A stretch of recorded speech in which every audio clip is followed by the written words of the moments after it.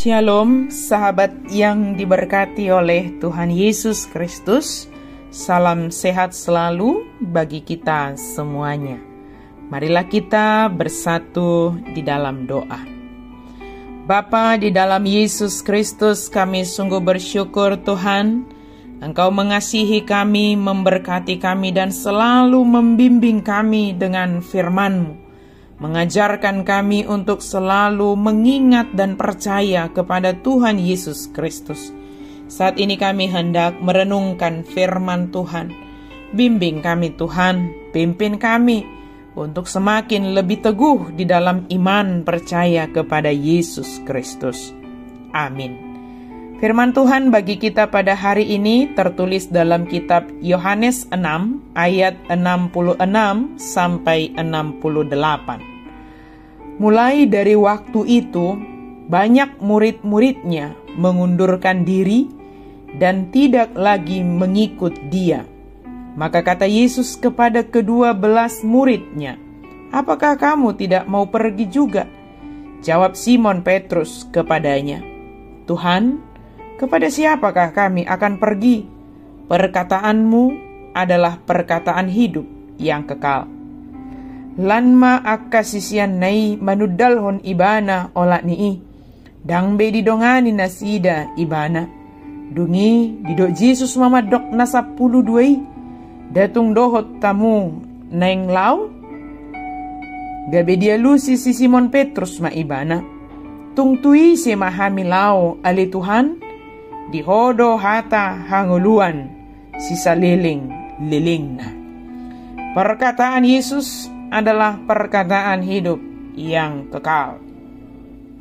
Sahabat yang diberkati oleh Tuhan, ketika kita membaca ayat Yohanes 6 ayat 66 sampai 68, ada baiknya kita membaca, merenungkan dari Yohanes 6 ayat dimulai dari ayat 25 tentang roti kehidupan.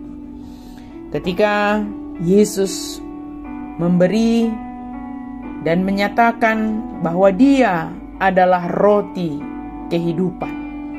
Ketika ada banyak orang yang mengikut Yesus saat itu hanya karena makanan, roti.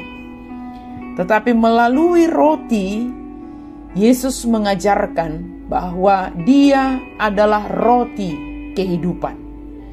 Jika nenek moyang mereka makan manna di padang gurun dan mereka mati, kemudian Yesus mengatakan bahwa Dia adalah roti hidup yang telah turun dari surga. Jikalau seseorang makan roti ini, dalam hal ini menyatakan Yesus sebagai roti kehidupan, ia akan hidup selama-lamanya. Dan roti yang diberikan oleh Yesus untuk hidup dunia ini adalah dagingnya. Artinya tubuh Yesus itu.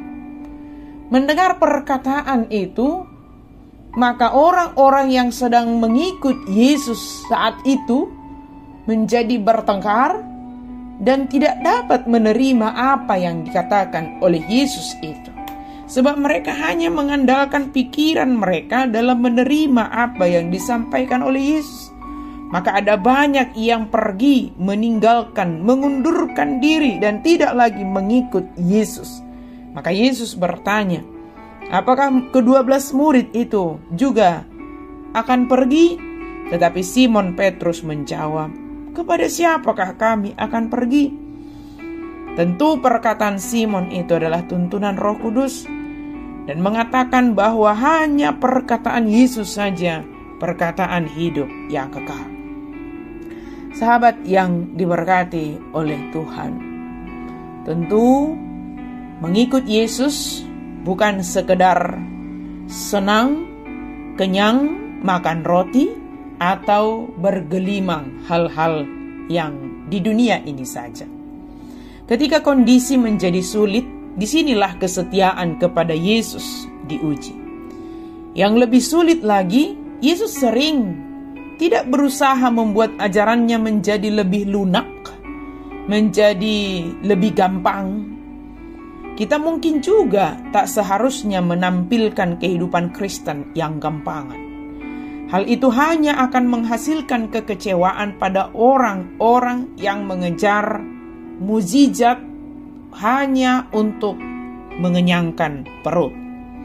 Fakta bahwa banyak orang menolak Yesus merupakan realitas hidup.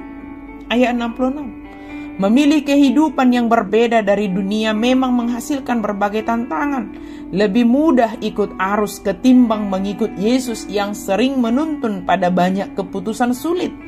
Hidup Kristiani yang sejati membutuhkan komitmen dan kesetiaan yang akan teruji pada saat-saat sulit.